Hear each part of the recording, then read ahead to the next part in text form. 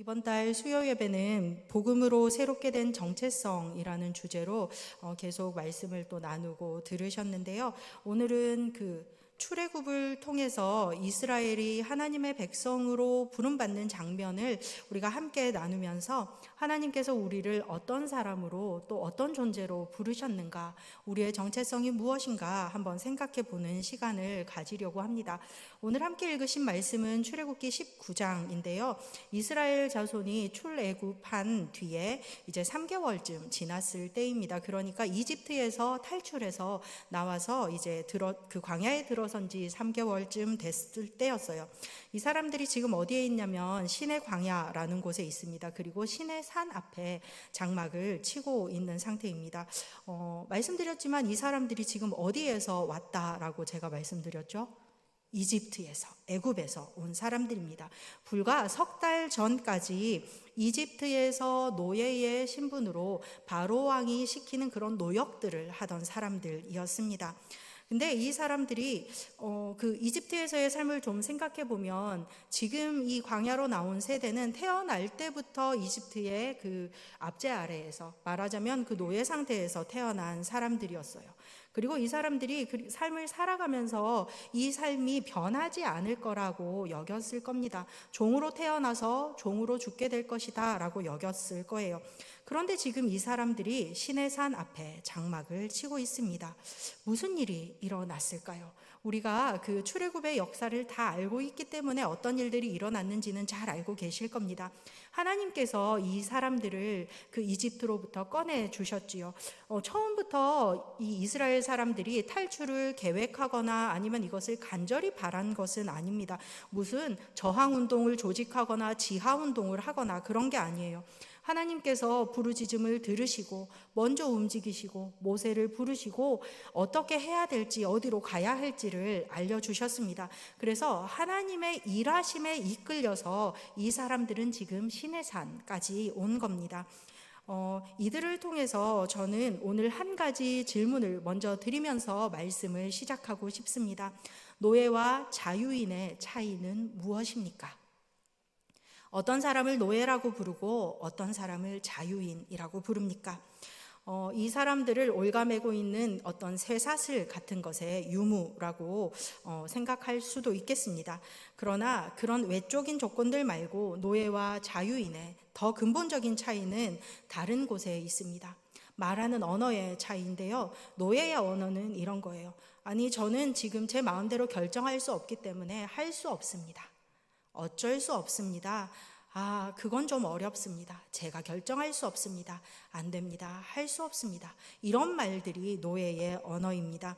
왜냐하면 노예라는 존재는 자신의 시간도, 몸도, 마음도 주인의 것이기 때문에 다른 사람의 그런 다른 사람의 요구에 응답을 한다든지 아니면은 자기가 어떤 자의적이고 자발적인 결정을 내리는 것이 쉽지가 않습니다. 불가능한 일이죠. 말하자면 그 갈라디아서를 통해서 본다면은 사랑하고 싶어도 사랑할 수가 없고 선한 일을 하고 싶어도 할 수가 없고 하나님을 섬기고 싶어도 섬길 수가 없는 것이 노예의 삶입니다. 노예에게는 그런 자유가 없습니다. 이스라엘 사람들도 그랬잖아요. 자기가 만약에 결정할 수 있었다면은 그 아들들이 태어났을 때 모두 다 죽이라고 하는 그 바로의 명령을 들었겠습니까? 그런데 어쩔 수 없었어요. 이 사람들이 하고 싶어서 벽돌을 만들고 그 성벽들을 쌓은 것이 아닙니다. 성들을 쌓은 것이 아니에요. 바로가 명령했기 때문에 할 수 없이 그렇게 한 것입니다. 그래서 노예는 그 주인의 뜻대로 행할 뿐입니다. 바울은 로마서 7장 19절에서 이 상태를 인간이 가지고 있는 본질적인 어떤 상태로 설명을 했는데요. 로마서 7장 19절 말씀입니다. 제가 읽어드리겠습니다. 내가 원하는 바 선은 하지 않고 도리어 원치 아니하는 바 악은 행하는도다. 이것이 죄의 지배 아래 있는 인간의 초상입니다. 할 수 없습니다. 어쩔 수 없습니다. 왜요? 나의 주인은 죄이기 때문에, 나의 주인은 사탄이기 때문에, 내가 속해 있는 곳이 이곳이기 때문에 저는 할 수 없습니다. 사랑할 수도 없고 선한 일을 행할 수도 없고 나는 그저 나의 주인을 섬길 뿐입니다. 그래서 원하는 바 선은 행할 수가 없고 원치 않은 바 악은 행할 수밖에 없는 것이 자연 상태의 인간이라고 이야기를 하는 겁니다. 이스라엘만의 이야기도 아니지요. 우리 이야기입니다. 우리는 단지 바로의 종이 없다라는 것으로 설명되는 것뿐만 아니라 선을 행할 수 없는 상태, 죄에 노예된 상태, 그렇게 살고 있는 사람들이었습니다. 근데 오늘 본문은요, 바로 이러한 상태에 있었던 사람들에게 일어난 놀라운 일을 이야기하고 있습니다. 4절 말씀 한번 같이 보시겠습니다. 같이 한번 읽으시겠습니다. 시작. 내가 애굽 사람에게 어떻게 행하였음과 내가 어떻게 독수리 날개로 너희를 업어 내게로 인도하였음을 너희가 보았느니라. 아멘.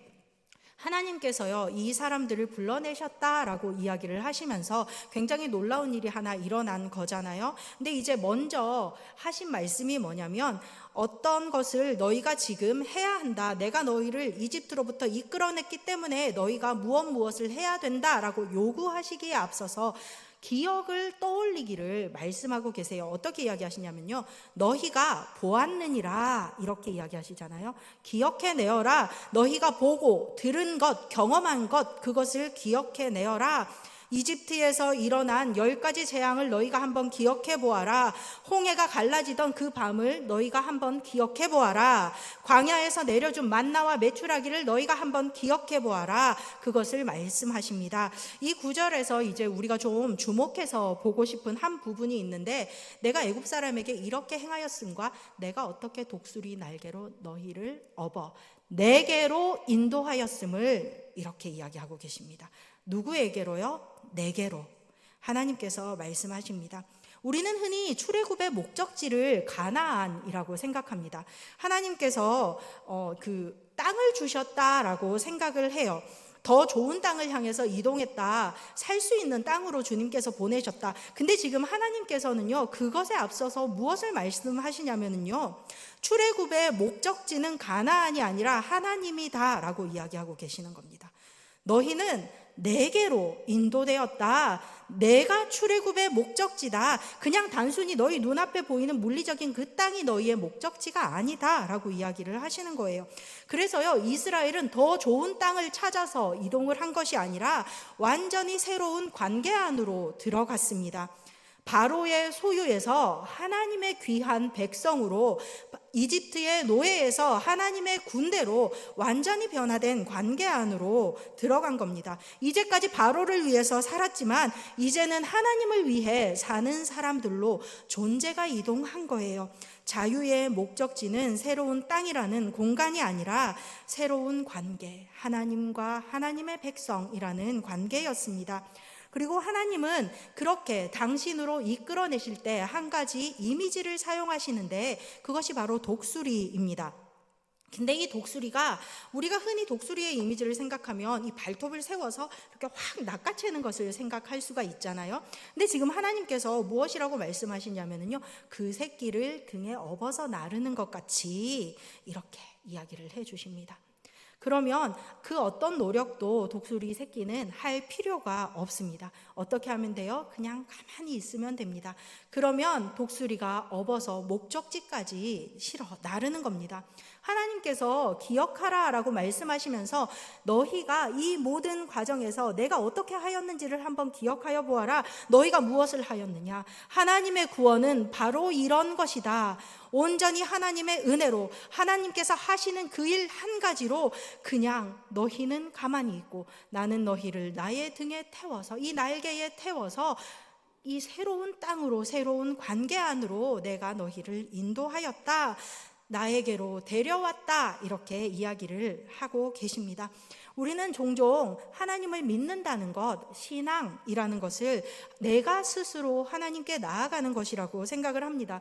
내가 더 많이 기도하고 내가 더 많이 헌신하고 또 내가 더 많이 선한 일을 행하면 하나님과 가까워질 수 있다라고 생각을 하죠. 물론 이 모든 일들은 하나님께서 우리에게 원하시는 일이고 우리가 그렇게 할 때 하나님께서 기뻐하시는 일입니다.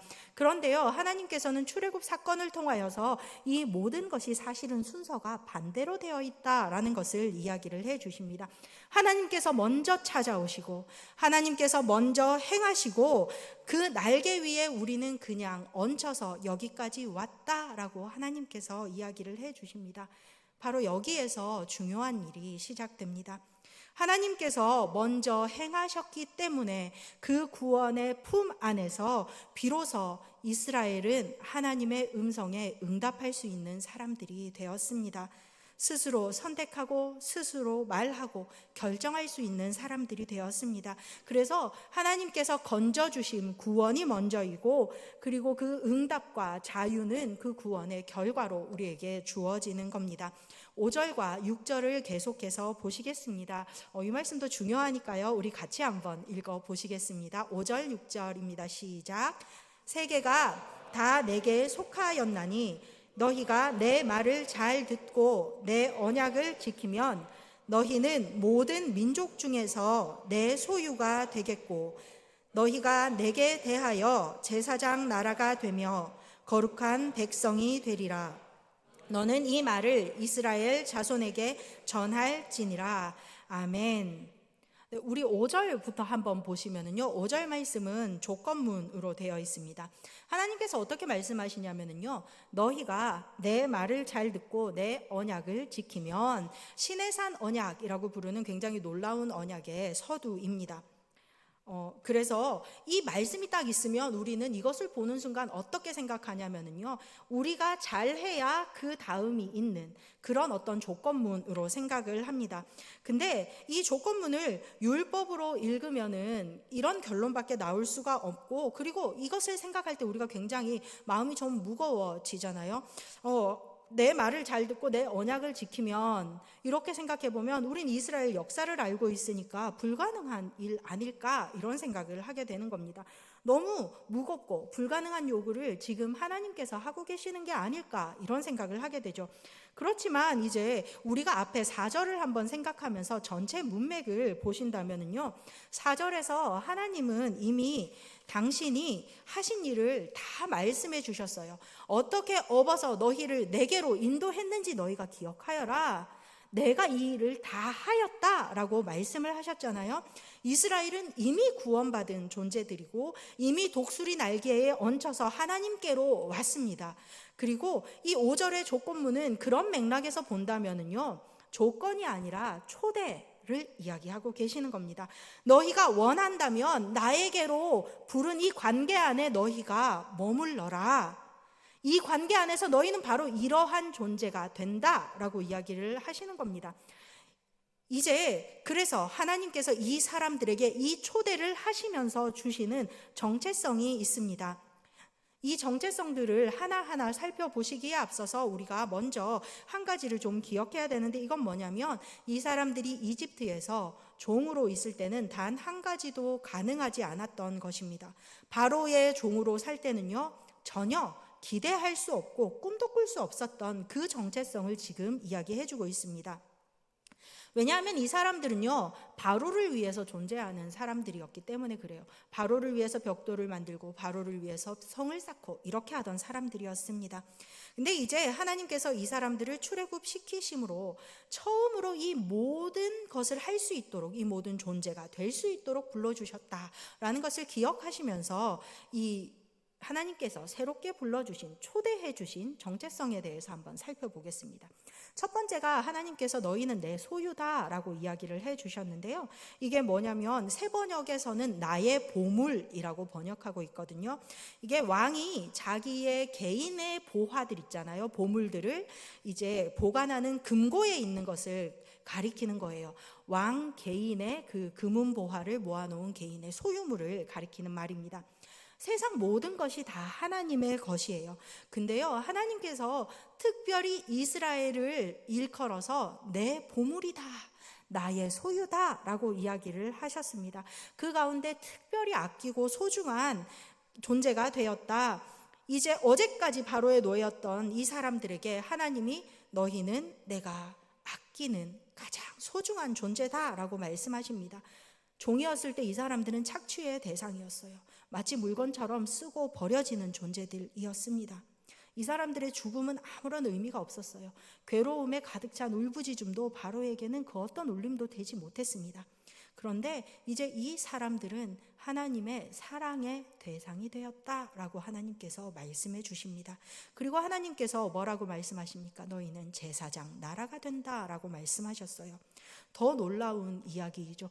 제사장이라고 하면은요, 하나님과 세상 사이에 통로가 되는 존재들입니다. 사람들의 기도를 가지고 하나님 앞에 나아가고 하나님의 뜻과 말씀을 사람들에게 전하고 가르치는 그런 사람들이 제사장입니다.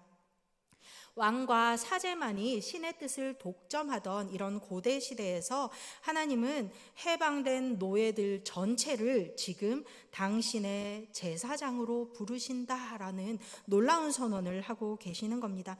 한 사람 한 사람이 세상을 향한 중보자이다. 하나님과 세상 사이에 서서 하나님의 뜻을 전하고 세상에 그 아픔을 하나님 앞에 올려드리는 바로 그러한 존재들이다라고 이야기를 하고 있는 겁니다. 종이었을 때 그들은 자기 자신조차 주인의 뜻에 맡겨야만 했는데 어떻게 세상을 향해 하나님 앞에 설 수 있었겠습니까? 그런데 이제 그들은 처음으로 하나님 앞에 서서 제사장 나라로서 세상을 향해서 기도할 수 있는 그런 존재들로 세워졌다라고 하나님께서 이야기해주고 계십니다. 그리고 이제 거룩한 백성이다 말씀하시죠. 단순히 깨끗한 사람들 아니면 세상이랑 분리되어 있는 사람들을 이야기하는 게 아니라 온전히 하나님만을 위해서 구별된 존재들입니다. 구별의 목적은 고립되어서 우리끼리 똘똘 뭉쳐서 우리만 하나님을 알고 하나님을 섬기자라는 게 아니라 이렇게 구별되고 깨끗한 사람으로서 하나님을 섬기며 세상을 섬겨나가는 사람들로 세워진다라는 거였어요. 종이었을 때 이 사람들의 삶은요, 바로를 위해서 구별된 삶이었어요. 이제 이 삶은 하나님을 위해서 그리고 세상을 위해서 구별됩니다. 이것이 하나님께서 주신 자유의 삶, 자유인의 삶입니다. 사랑할 수 있는 삶, 꿈꿀 수 있는 삶, 하나님을 섬길 수 있는 삶, 세상을 위해서 기도할 수 있는 삶, 마음껏 예배하고 마음껏 찬양하고 마음껏 사랑할 수 있는 삶으로 하나님께서 초대해 주셨다는 겁니다. 이웃을 위해서 기꺼이 선한 일을 할 수 있는 그런 삶, 그런 자유를 선물해 주셨습니다. 그리고 8절을 보시겠습니다. 함께 이 말씀도 읽으시겠습니다. 시작. 백성이 일제히 응답하여 이르되 여호와께서 명령하신 대로 우리가 다 행하리이다. 모세가 백성의 말을 여호와께 전하매.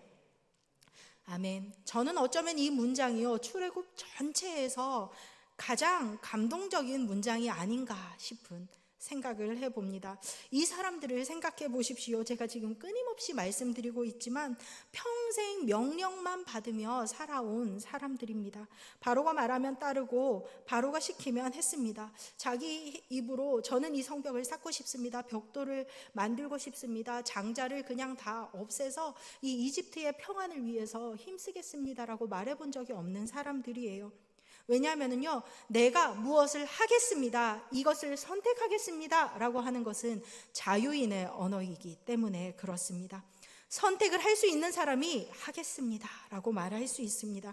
그런데 지금 이 사람들이 난생 처음으로 스스로 선택해서 무엇이라고 말하고 있습니까? 우리가 다 행하리이다. 하나님의 뜻대로 하겠습니다. 이 언약을 우리가 맺겠습니다 라고 이야기하고 있습니다. 이것이 자유인의 탄생입니다.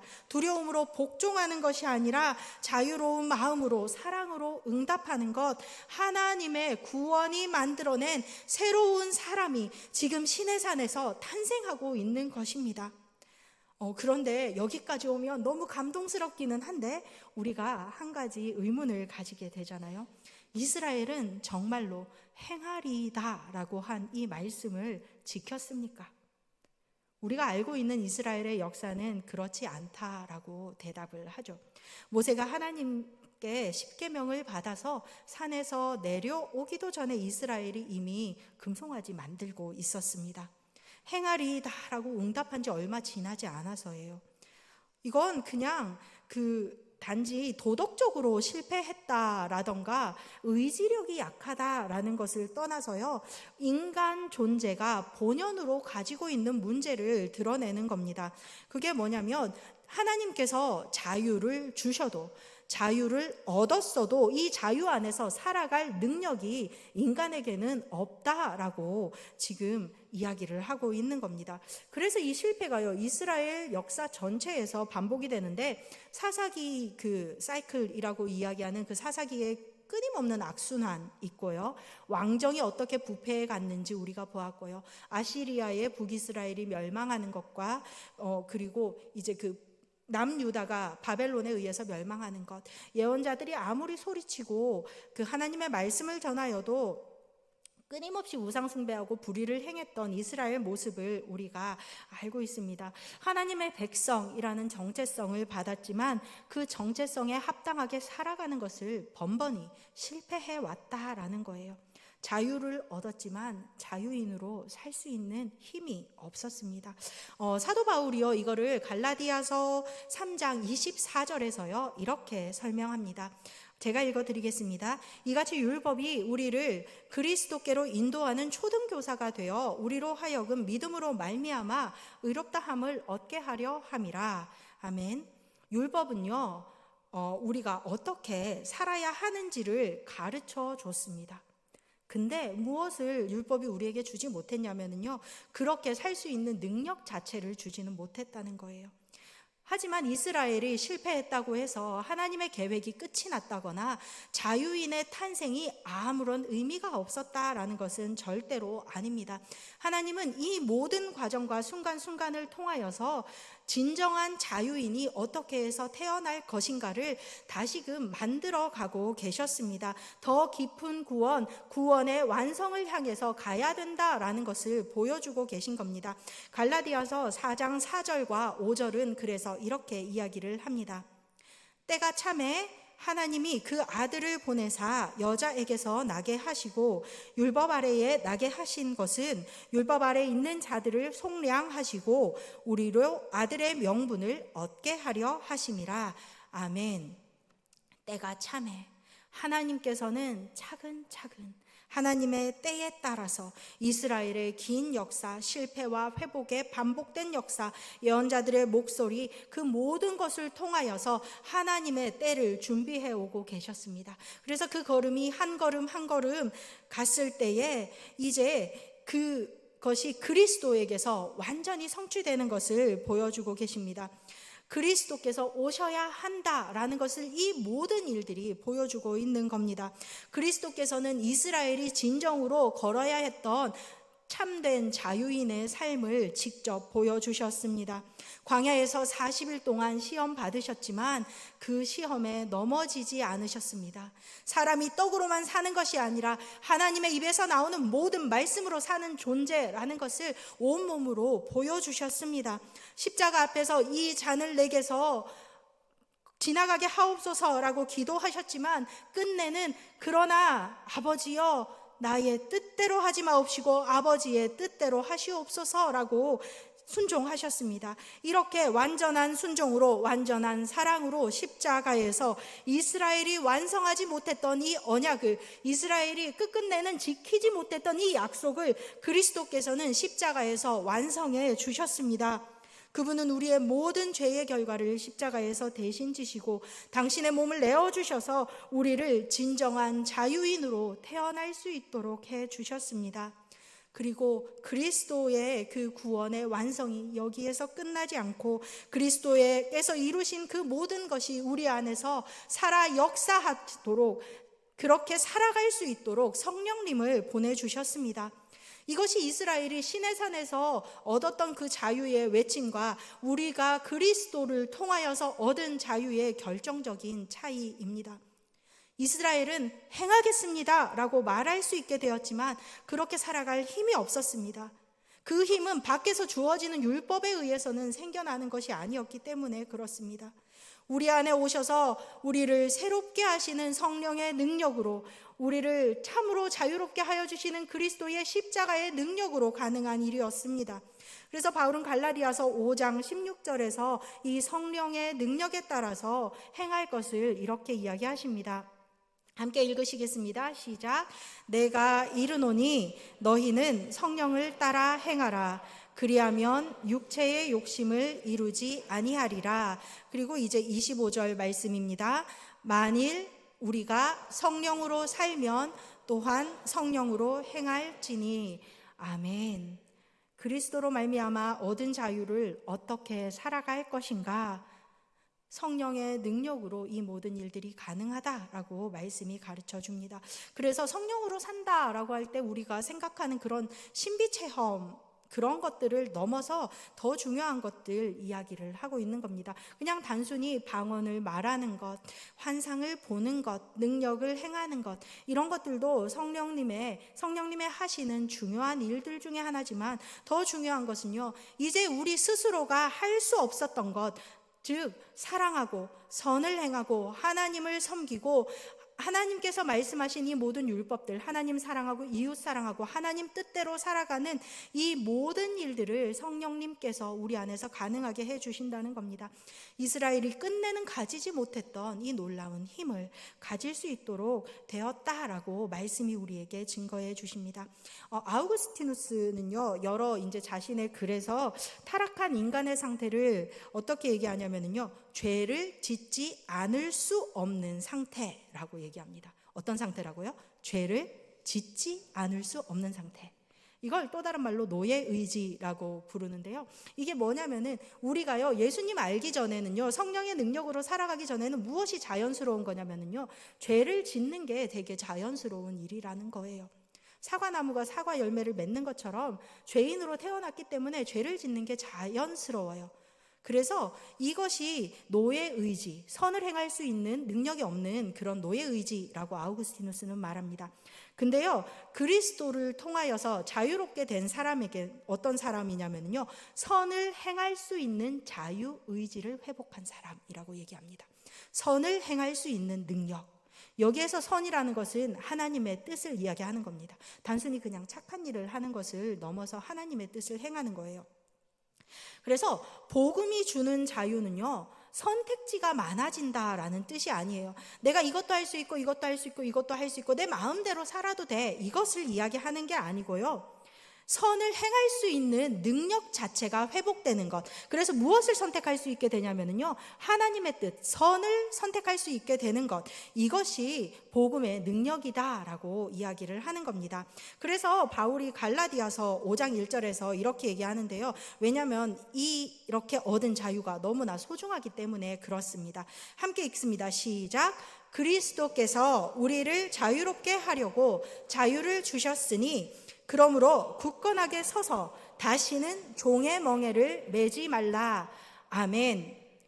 갈라디아 교인들에게 한 가지 문제가 있었는데 그게 뭐냐면 그 출애굽한 사람들이요, 끊임없이 이집트를 그리워하는 장면들이 나오거든요. 마치 그 사람들처럼요, 자유롭게 됐는데 갈라디아 교인들 마음에 불안함이 있는 거예요. 왜냐하면 아무것도 안 하고 하나님께서 나를 사랑해 주시고 아무것도 안 하고 예수님이 나를 구원해 주셨다라고 하는 이 놀라운 사실을요, 그냥 받아들이려니까 마음이 너무 이상해요. 그래서 뭘 했냐면, 그래도 우리가 좀 할례를 받아야 되지 않을까? 우리가 율법대로 좀 행해봐야 되지 않을까? 물론 되죠. 그리스도 안에서 모든 것이 가하잖아요. 자유를 얻었잖아요. 이게 안 된다는 게 아니에요. 근데 근본적인 문제는 뭐냐면 그것이 자유가 아니라 종의 멍에를 다시 매는 일이었다라는 거예요. 선을 선택하는 게 아니라 내 스스로 무엇인가 더 해야지 구원을 얻을 것만 같은 기분, 그리스도만으로 충분하지 않다는 불신앙에서 온 거였기 때문에 그랬다라는 거예요. 그래서 그것이 아니라 그리스도만으로 충분하고 충분히 그저 이제 자유롭게 살아도 된다. 다시는 종의 멍에를 매지 말아라 라고 이야기를 하고 있습니다. 그러면 우리는 아무것도 하지 않고 그냥 자유롭게 하고 싶은 대로 하면서 살면 됩니까? 이렇게 물어볼 수 있잖아요. 우리가 얻은 자유의 핵심은 그런 것이 아니라는 것 우리가 다 잘 알고 계십니다. 갈라디아서 5장 13절 말씀을 제가 한번 읽어드리겠습니다. 형제들아 너희가 자유를 위하여 부르심을 입었으나 그러나 그 자유로 육체의 기회를 삼지 말고 오직 사랑으로 서로 종노릇하라. 아멘. 여기에서요 그리스도께서 우리에게 주신 자유의 핵심이 드디어 드러납니다. 그리스도가 스스로 보여주신 자유가 어떤 것이었는지가 드러납니다. 그리고 14절에서 이렇게 결론 맺습니다. 온 율법은 내 이웃 사랑하기를 내 자신같이 하라 하신 한 말씀에서 이루어졌나니. 아멘. 이스라엘이요 행하리다 라고 하나님 앞에 응답했을 때 그들이 응답한 것의 핵심이 바로 이것이었습니다. 온 율법의 핵심이 하나님을 사랑하고 이웃을 사랑하는 일이잖아요. 그런데 이 자유를 하나님께서 주셨으나 이 자유를 행할 수 있는 능력이 이스라엘에는 없었어요. 이스라엘이 끝내 완성하지 못했던 것을 그리스도께서 완성해 주셨습니다. 성령께서 우리 안에 오셔서 우리로 하여금 그렇게 살아갈 수 있도록 도와주십니다. 자유인이 자발적으로 사랑으로 종노릇한다는 것, 이것이 출애굽에서부터 시작된 놀라운 반전이자 복음의 완성입니다. 강요받아서 하는 섬김은 종의 일이지만 사랑에서 흘러나오는 섬김은 자유의 가장 아름다운 열매입니다. 이전에 한번 생각해 보십시오. 우리는 사랑할 수 없는 사람들이었어요. 그게 우리 본성입니다. 근데 우리는 이제 어떤 사람이 되었어요? 사랑할 수 있는 사람이 되었어요. 이전에 우리 하나님 찬양하고 예배하려고 하면은요 그렇게 할 수 있는 사람이었습니까? 하나님 만나기 전에 우리 자신을 한번 생각해 보십시오. 근데 지금 우리는 어떤 사람이 되었어요? 지금 이 자리에 앉아서 마음껏 하나님 찬양하고 하나님 높이고 예배할 수 있는 자유를 우리가 가지고 있습니다. 그것은 이 세상이 우리에게 주는 것이 아니라 그리스도께서 주신 놀라운 능력이에요. 그 누구도 빼앗지 못하는 것입니다. 그 자유가 우리에게 있다라고 하나님께서 이야기해 주시고 있습니다. 사순절을 우리가 지나고 있는데 이 40일이라는 기간을 이스라엘의 광야의 그 기간 그리고 예수님의 40일 광야와도 같이 이야기를 합니다. 이스라엘이 신의 광야에서 시험 받은 것처럼 우리도 살아가며 많은 시험들을 받죠.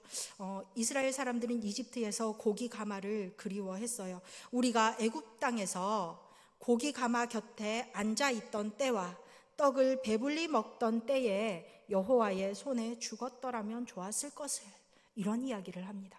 끊임없이 이집트를 그리워해요. 종으로 살아가던 시절을 그리워하는 겁니다. 사실은 이거 좀 솔직한 말인 것 같아요. 종살이가 힘들긴 했지만 뭐는 있었어요. 사실 이집트에서 노예 대우가 좀 좋았다라는 그 역사적 증거들이 있거든요. 그 살만했다라는 거예요. 근데요, 광야는 낯설고 불확실한 곳이에요. 우리도 마찬가지입니다. 우리가 그리워하는 이집트가 있을지도 몰라요. 두려움으로 움직이는 삶이 우리한테 익숙해요. 인정받기 위해서 애쓰는 삶이 우리에게 익숙하고 내 힘으로 나의 의를 만들어가는 삶이 나에게는 익숙합니다. 이것들이 우리를 지치게 하고 우리를 이렇게 좀 소진시켜 갔지만 이게 우리한테 좀 편안했다라는 거예요. 근데요, 이제 하나님께서 사랑할 수 있는 자유를 주셨는데 이 자유는 낯설고 무거워요. 하나님 예배할 수 있는 자유를 주셨는데요, 이게 쉽지가 않다라는 거예요. 자유인은 스스로 선택해야 하고 그 선택에 책임을 져야 하기 때문에 그렇습니다. 하지만 기억하십시오. 우리가 이미 구원받은 사람들입니다.